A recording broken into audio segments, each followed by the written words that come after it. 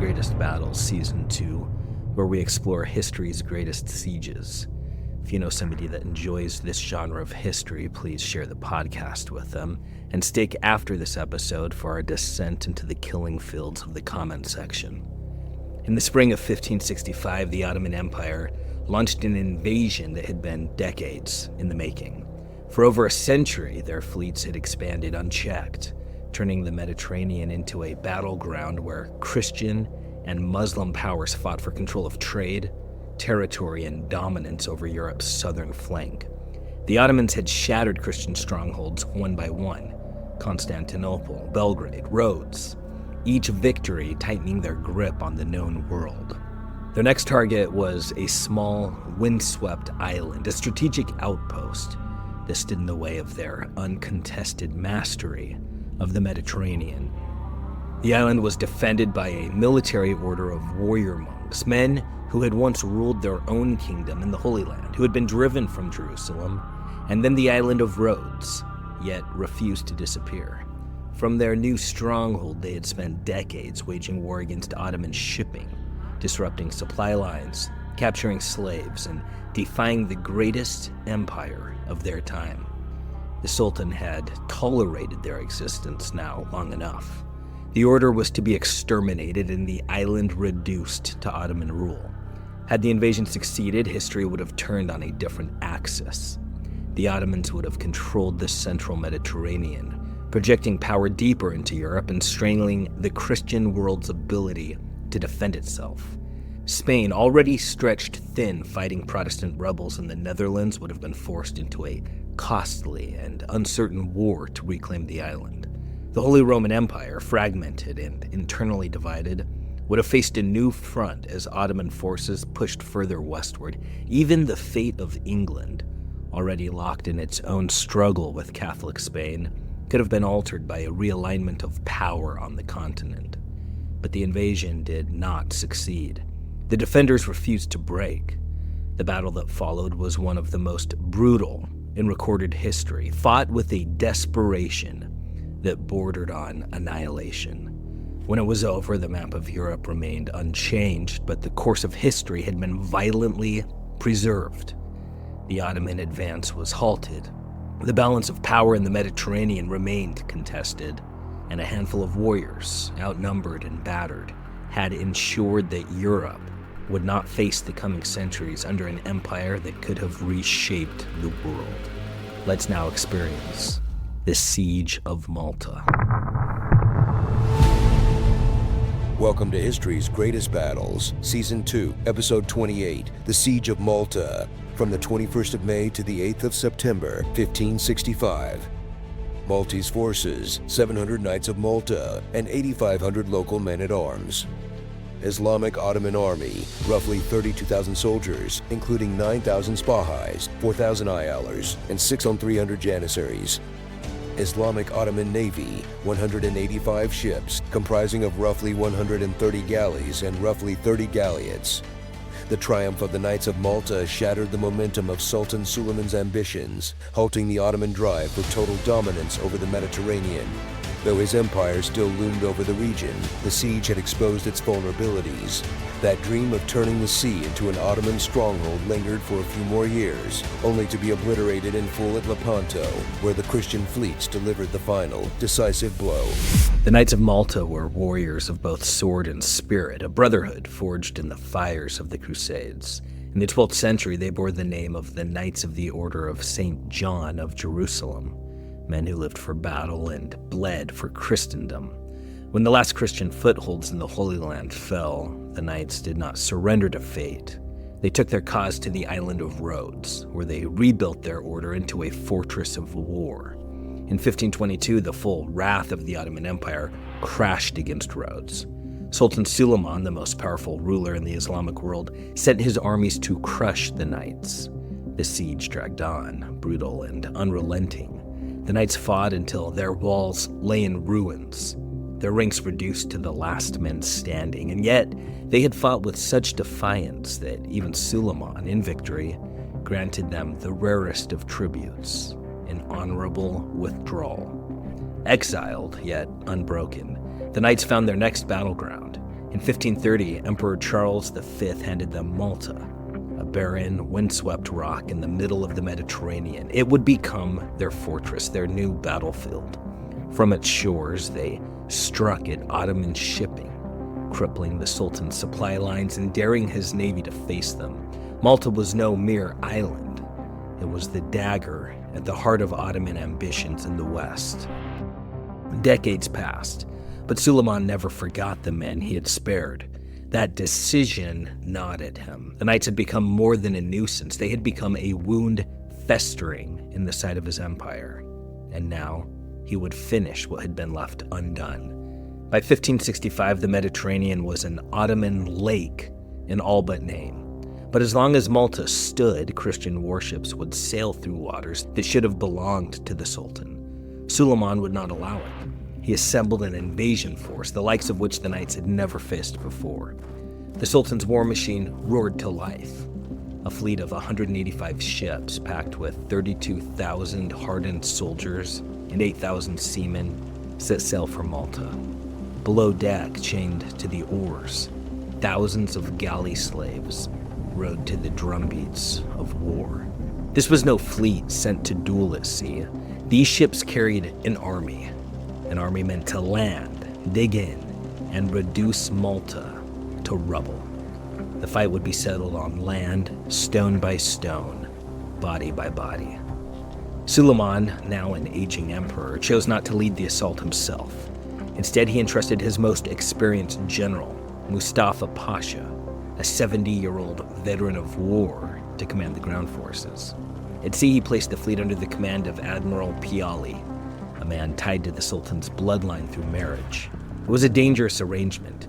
Mustafa and Piali despised each other, yet Suleiman left them to sort out their own rivalries on the battlefield. There was no supreme commander, no final voice to settle disputes. The Ottoman invasion began divided before a single shot was fired. To temper the division in his command, Suleiman called upon a man who needed no title to command respect, Dragut, the king of the Corsairs. His name alone inspired fear from Spain to Constantinople. He arrived with 3,000 of his own warriors, ruthless and blood-hardened men of the sea, and took on the role of both soldier and mediator. Malta was no stranger to war. It had endured siege after siege across the centuries, and now it would face its greatest test. In command of the defense stood Jean de Valette, 70 years old, hardened by decades of warfare and no stranger to the armies of Suleiman. He had battled against the Ottomans before at Rhodes, and he had no illusions about the enemy marching toward his gates. The defenders of Malta were few, but they were warriors to the last man. 700 Knights of St. John, each one trained for nothing but war, and they all stood ready. At their side, 8,500 Maltese men-at-arms, defenders of their own soil, prepared to fight for their homes, but men alone would not hold Malta. The island's fortifications, thick-walled, towering over the Grand Harbor, would turn steel and fire against the invaders. The battlefield was set. 2 peninsulas jutted into Grand Harbor, each a fortress in its own right. To the west lay Singlia, a bastion of war wrapped in the unyielding walls of Fort St. Michael. To the east stood Birgu, defended at its tip by Castle San Angelo, a fortress carved into the land itself. Its approaches were locked behind the imposing walls of the Post of Castile, and within those walls, the fortified village of Birgu braced for the storm. Yet there was a flaw in Malta's armor. The fortifications facing the sea were near impenetrable, but those along the landward side, where the Ottomans would strike, were weaker. The knights had expected an assault from the water. Instead, they would meet the enemy on land, where their defenses were not at their strongest. Across the harbor, another battlefield loomed, the Shiberis Peninsula, a dagger of land cutting between Grand Harbor and Marsamusetto Bay. The strip of this land formed the northern wall of Grand Harbor and the southern edge of Marsamusetto. At its very tip, standing as the first and most vulnerable line of defense, was Fort St. Elmo, the fortress that would take the full weight of the Ottoman assault. On May 20th, 1565, the horizon darkened with Ottoman sails. The fleet had first scoured the northern coast for a landing site, but found no easy way ashore. Now, with the full weight of the Sultan's will behind them, they turned their prows toward Malta's harbors. Valette wasted no time. He ordered the island's civilians to flee inland, to the hill fortress of Mdina. Malta's warriors would fight, but its people would be spared the slaughter if the defenses held. The Ottoman fleet moved into Marsamusetto Bay, disgorging thousands of soldiers onto the shore. They wasted no time, driving their artillery into position. The bombardment would begin soon. Among their siege weapons were 3 monstrous cannons, forged for this battle alone. One hurled 200-pound stones with the force of an earthquake. The other 2 spat iron, 90-pound projectiles designed to shatter walls and bodies alike. Their first victim was chosen, Fort St. Elmo. On May 27th, the cannons roared, and the siege began in earnest. St. Elmo was the weakest of Malta's fortifications, but it refused to die. For a full month, it endured the hammering of Ottoman guns. Mustafa sought to crush St. Elmo from 2 sides, his ground forces from the land and his ships from the water. But the knights had anticipated this. A thick iron chain sealed the entrance to Grand Harbor, locking the Ottoman fleet out. The fort would face its enemies from one direction only. The Janissaries, the Sultan's finest warriors, stormed the walls with ladders, but the defenders met them with fire and shot. Greek fire engulfed them, searing flesh and armor alike. Cannon and musket tore through their ranks. Again and again they charged, and again they fell. By night, the waters of Grand Harbor came alive. Small boats slipped across the waves, bringing fresh men to the walls and carrying the wounded away. As long as that lifeline held, St. Elmo would fight. When St. Elmo finally fell on June 23rd, the Ottoman banners rose above its ruins. But the victory had come at a terrible cost. Of the knights who had stood on its walls, only 9 still drew breath. Mustafa wasted no time in sending a message. The 9 surviving knights were dragged before him, their fate already decided. He ordered their heads severed from their shoulders, their lifeless bodies nailed to wooden crosses. Then, with grim ceremony, the corpses were set adrift across Grand Harbor, bobbing toward the defenders of Birgu and Singlia like ghostly warnings of what awaited them. Valette did not flinch. He knew the language of war, and he spoke it fluently. His answer came swiftly. Turkish prisoners were brought forth, their heads taken, their bodies discarded. The knights loaded the severed heads into their cannons and sent them screaming back toward the Ottoman lines, each shot a brutal declaration. Malta would not surrender. The price of Fort St. Elmo had been steep, 8,000 dead Ottoman soldiers, and the siege had barely begun. Sensing the weight of his own losses, Mustafa played the diplomat. He offered the knights an escape, much as Suleiman had once granted them at Rhodes. Leave Malta, he proposed, and live. Valette's reply was cold steel. He did not negotiate with men who nailed his brothers to crosses. He sent back a single offer. Mustafa could leave his Janissaries in the ditch at the base of Malta's walls, dead. The message was received. There would be no surrender, no retreat. Mustafa abandoned diplomacy and prepared for slaughter. He wheeled his army around the harbor, setting his sights on the twin strongholds of Fort St. Michael and Fort San Angelo. But Mustafa was no fool. He had studied the great sieges of the past, and he knew the weight of history. Just as Sultan Mehmet had done at Constantinople a century earlier, he ordered 8 galleys dragged across the land, hauling them over the Shiberis Peninsula and bringing them within striking distance of the knights' remaining strongholds. Now the knights would be surrounded, hammered from land and sea. There would be no sanctuary, no reprieve from the storm about to fall upon them. But Valette struck back before the first cannon fired. He ordered a second chain stretched across the Bay of the Galleys, cutting off the Ottoman fleet once more. The Turks would have to win this battle with blood and bodies alone. just as the noose was tightening, the impossible happened.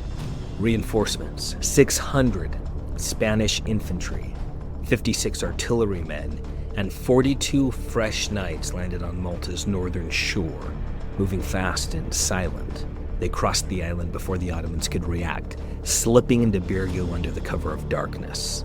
The defenders had been given new life. The assault began on July 15th. Ottoman boats packed with warriors surged toward the Singlia Peninsula.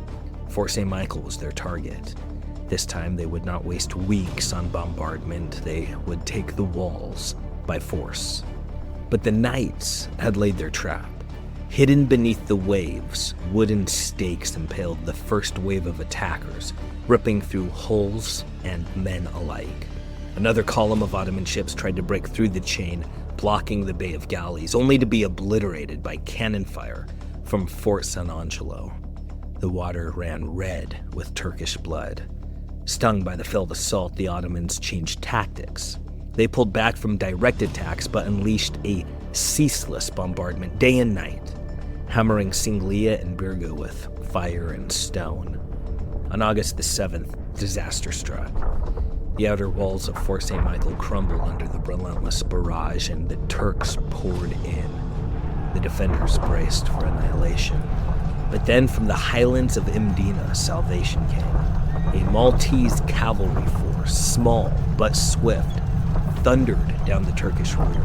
The sudden charge sent the Ottomans reeling, forcing them back through the breach. Fort St. Michael stood. By September the 1st, both armies teetered on the brink. The knights had paid for every inch of their defiance in blood. 5,000 dead, including 200 of their own. Only 600 remained to hold the walls, and many of them barely stood. The Ottomans still held the advantage in numbers, but war is more than just counting bodies. Combat and disease had ravaged their ranks. They had come expecting a swift conquest, but now, with summer turning to autumn, they faced the grim possibility of wintering on Malta. And then the final blow. Another set of reinforcements. From Sicily, under the banner of Garcia de Toledo, fresh troops arrived. The siege at last was about to end. Under the cover of darkness, Garcia de Toledo's fleet landed with 8,000 fresh troops at the Bay of Malea. No fanfare, no hesitation, just steel and orders. Without pause, they marched inland, seizing the high ground at Naxar, a vantage point that loomed over both Mdina and the Ottoman siege lines, and the trap was set. The news struck Mustafa like a hammer. Reinforcements, a fresh army, bearing down on his exhausted forces. The siege had already bled his men dry. He gave the only order left to give: retreat. The Ottomans rushed to their ships, desperate to escape before the noose tightened around them. But then doubt crept in. A retreat meant failure, and failure before the Sultan meant death. When reports trickled in about the size of the incoming force, Mustafa saw an opening. Perhaps they weren't as strong as they seemed. Perhaps one final push would break the knights after all. He rescinded the order. The Ottomans disembarked once more, weary but resigned to one last battle. It was the final mistake of a dying campaign. Mustafa's men were hollowed out husks of the warriors they had been in May. Their weapons were the same, but their spirit was gone. Against them came the Knights of St. John, no longer merely defenders, but executioners. They crashed into the Ottoman lines with the fury of men who had seen their brothers crucified, their homes burned, their land drenched in blood. They didn't fight for survival anymore. They fought for vengeance. A desperate Ottoman force clawed its way to the high ground, trying to make a last stand. It didn't last. The Christian forces smashed through them, scattering the survivors like dust in the wind. What remained of the Turkish army broke into a full retreat, racing back to their ships, hurling themselves onto their galleys in blind panic. Mustafa, to his credit, did not abandon his men in the rout. He gathered what warriors still had the strength to fight and formed a desperate rearguard. giving his fleeing army the minutes they needed to escape slaughter. But the battle was lost, the siege broken. By nightfall on September the 8th, Ottoman oars cut through the water, dragging their defeated fleet eastward, back toward Constantinople. Malta had held. The exact toll of the Ottoman dead will never be known. Some sources claim 20,000 fell, others say 30,000. And that doesn't account for the Barbary corsairs who perished alongside them. What is certain is that the price of Suleiman's ambition had been paid for with a mountain of corpses. Suleiman had suffered defeats before, but this was different. For 3 decades, the Ottoman war machine had seemed unstoppable. Malta shattered that illusion. The myth of Ottoman invincibility died on the island's blood-soaked shores. After Malta, the Ottomans never again attempted to dominate the central or western Mediterranean. The dream of turning the sea into an Ottoman lake was slipping from their grasp. And 6 years later at Lepanto, Christian fleets would shatter that dream completely. The Knights of St. John emerged from the siege not just as victors, but as legends. Their name became synonymous with defiance. Their fortress, an enduring symbol of Christianity's last shield against the East. Kings and princes across Europe poured gold and steel into Malta's reconstruction. The Shiberis Peninsula, where the siege had raged, became the site of a new city, Valletta, named for the commander who had defied the might of an empire. Had Malta fallen, the Knights of St. John would have faded into history, another order crushed beneath the weight of the Ottoman advance. Instead, their victory made them immortal, for as long as the ideal of Christian chivalry endured, they stood at its pinnacle. Quote, "The fame of 1565 was to make the Knights of Malta the acknowledged paragons of Christian chivalry, for as long as that idea held sway in Europe." End quote. Spain, too, emerged from the siege triumphant. The timely arrival of Spanish reinforcements had turned the tide, cementing Spain's role as Christendom's sword arm, the bastion of Catholic power in Europe. Had Malta fallen, Spain would have been forced into a brutal reconquest, diverting men and ships from its wars in the Protestant Netherlands. The balance of power in Europe could have shifted, and the great struggles of the following decades, from the revolt in the Low Countries to the invasion of England, might have played out very differently. If Suleiman had crushed Malta beneath his armies, the consequences would have cascaded across centuries. Protestantism, still a fledgling force in the fractured heart of Europe, might have surged unchecked, its rise accelerated by a Catholic world too beleaguered to resist.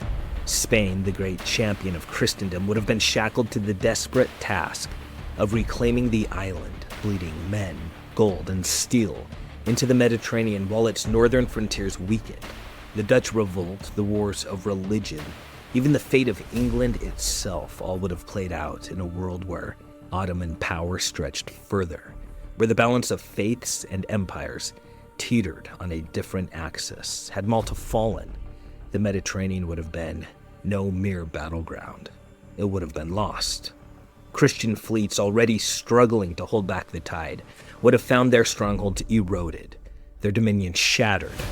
The Sultan's armies would have driven deeper into Europe, not as raiders, but as conquerors. The Holy Roman Empire, France, Spain, no ruler could have ignored the shifting of the world beneath their feet. The wars that followed would not have been waged on the seas alone, but in the heartlands of Europe, in the cities and countrysides that today bear the names of nations. But Malta did not fall. The Knights of St. John did not break. This was a moment when the will of men shaped the destiny of continents. The siege was over, the island stood, the knights endured, and the course of history was ripped from the jaws of oblivion.